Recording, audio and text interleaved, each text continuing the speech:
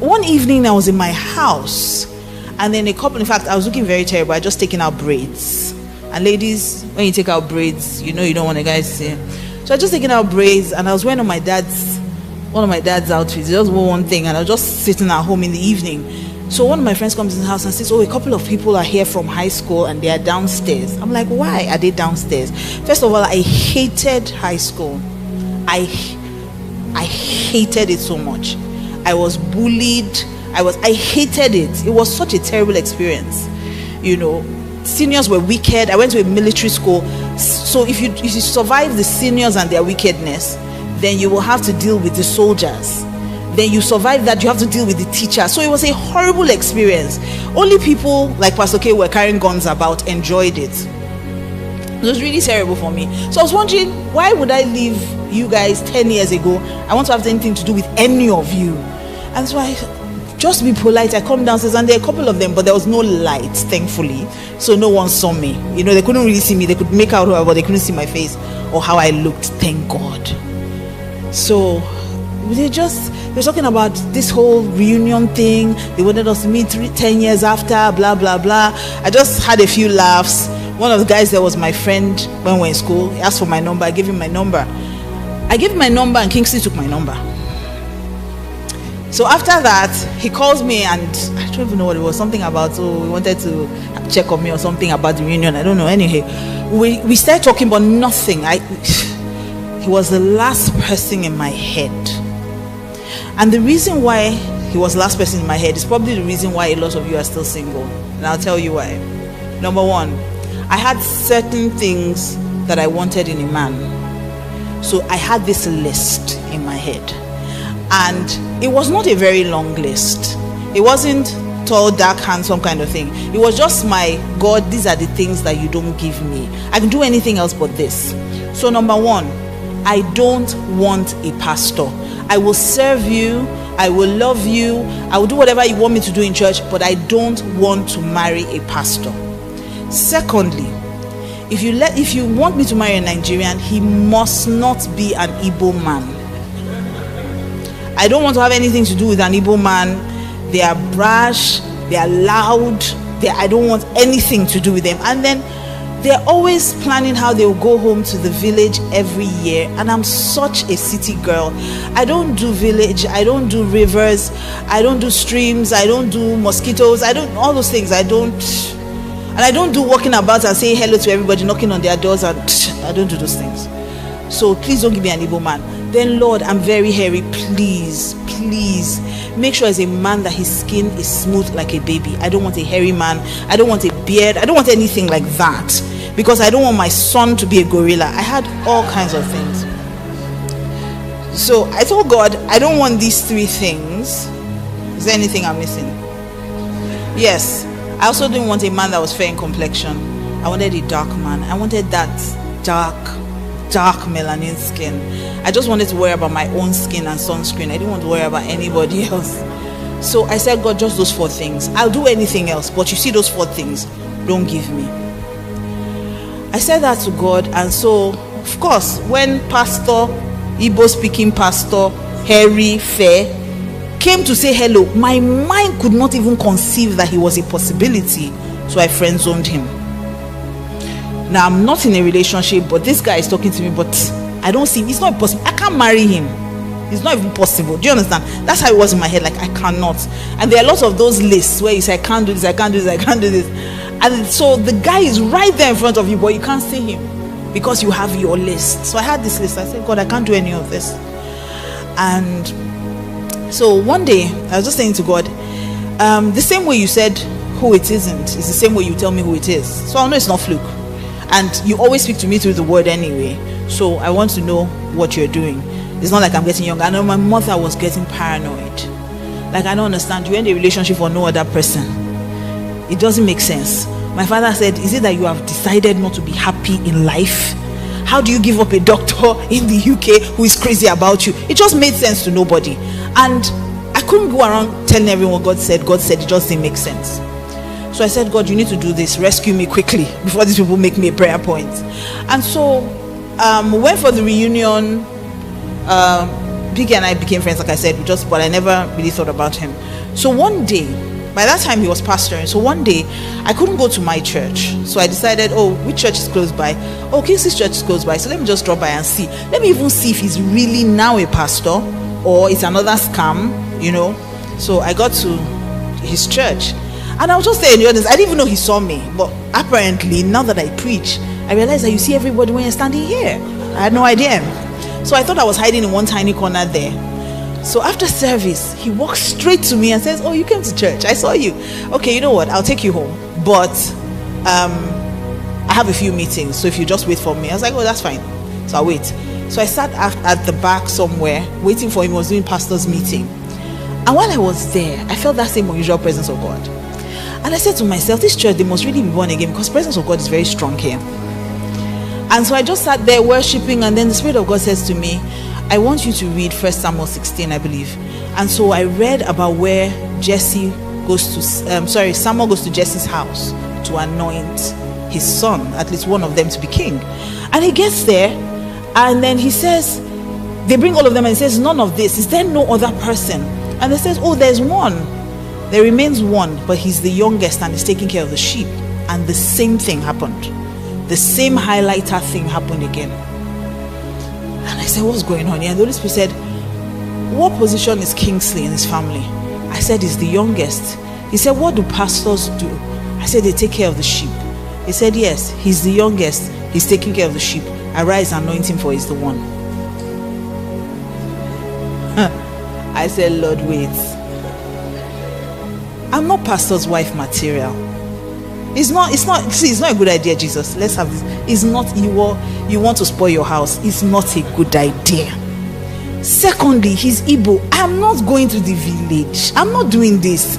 Then he's hairy. Have mercy on my children, Lord. Like I could not, honestly, I'm laughing about it, but I was paranoid. It can't be him. And then he was the most unromantic God. When I met him, oh God. And you see, usually God gives you your spouse in seed form. So yes, at the time he was very romantic. I mean, there was one day we were going somewhere, and remember, I was dating someone who I was used to him opening doors for me. And so I said to him, what's wrong? So he gets into we're going down, and just goes to his side, opens the car, enters the car, and I'm standing by the door. And then I tapped and I said, you can't even open the door for me. And for you to get the full, because I mean, if I say it in English, it won't really, do you understand? It won't really hit it. I said, so you're not going to open the door for me? He said, wait into your hand. In other words, what's wrong with your hand? I could not believe it. I said, is this the person that God said I should leave that one for this type? Lord, I can't do this with you. Very unromantic, it was very, like, he wouldn't even call. Oh God, that's okay. We've done a full, God, Father, I thank you anyway, because if he did not change. So anyhow, God now says to me, this is the one. I struggled with it. But even though it was hard at the time, let me explain something. I think the real reason why I struggled with it was because like I said, I had friend zoned him, so I wasn't attracted to him at all. It wasn't my spec. He didn't look like what I thought the guy I would marry looked like. But so you don't look at him now. It wasn't like this then. He was very skinny. He didn't have hair. He was bald. He used to skin his hair, completely shave everything off. No beard. So he was not like this. So when I say sometimes, people are like, no, he wasn't anything like this. And God sometimes sends you your partner in seed form. And sometimes we miss it because we're looking for finished products. Usually, your dad that you're comparing that boy to, your mom had years of work to turn him into the man that you met. He wasn't like that when you met your mom as well. So usually God will send you in seed form. And I know this generation doesn't want to do the work. Let him come ready. But it doesn't always work that way. It doesn't work that way with God.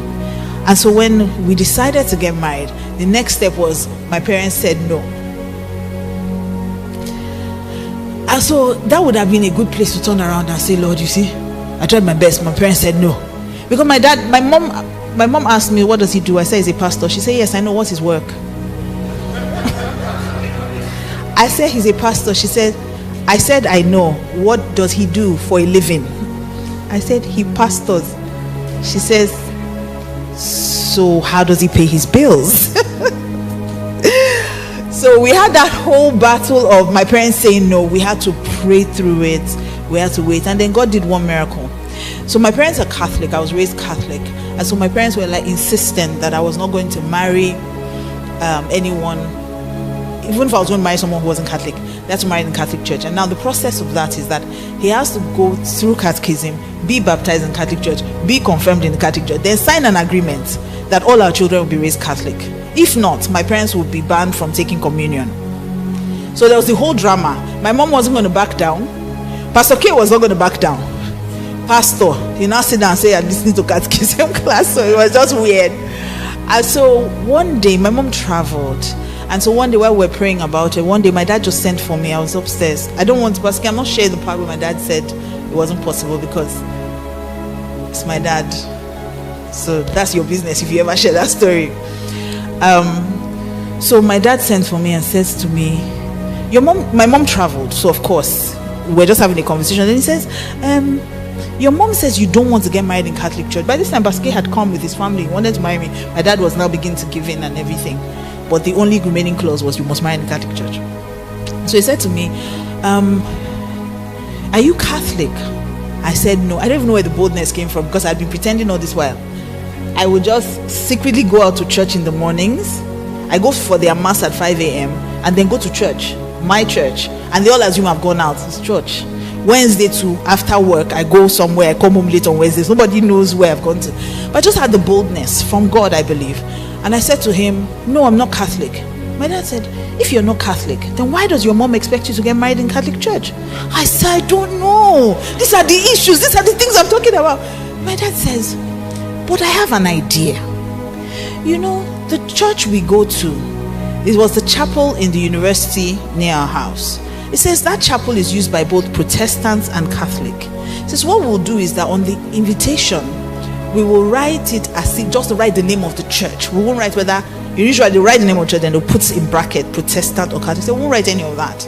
They will think it's printer's error and they will just come. My mom came to church thinking it was a Catholic wedding. And that's how I got married. Now I'm saying this to say to you that God is interested even in the tiny details. He's not just interested in who he points to you. He's not just interested in helping you sort out the process. He's interested in even the tiniest details. So if you want to choose right and you don't want to make a mistake in your marriage, it starts from a relationship with God. You have to know God for yourself. The only way you will not miss it is if you have a rich, vibrant relationship with God and you will listen for his voice. He says in his word that I will guide you with my eyes on the best pathway for your life. So there's a pathway, but there's a best pathway. And the only way you can know that best pathway is if you allow him to guide you. He may not shout. He says, I will guide you with my eyes. Best example I can give is if you were raised by an African mother. African mothers have complete sentences without moving their lips. So you go and visit someone with your mom, and before you leave the house, she says to you, when we get there, don't eat anything. You get to the house and your auntie says, oh my God, I've not seen you since you were 5. Take. And your mother is looking at you like, and then your auntie says, did you say she should not eat in my house? And your mom will say, me? Did I say you should not eat? Take it. You better be watching for her eyes and not her words.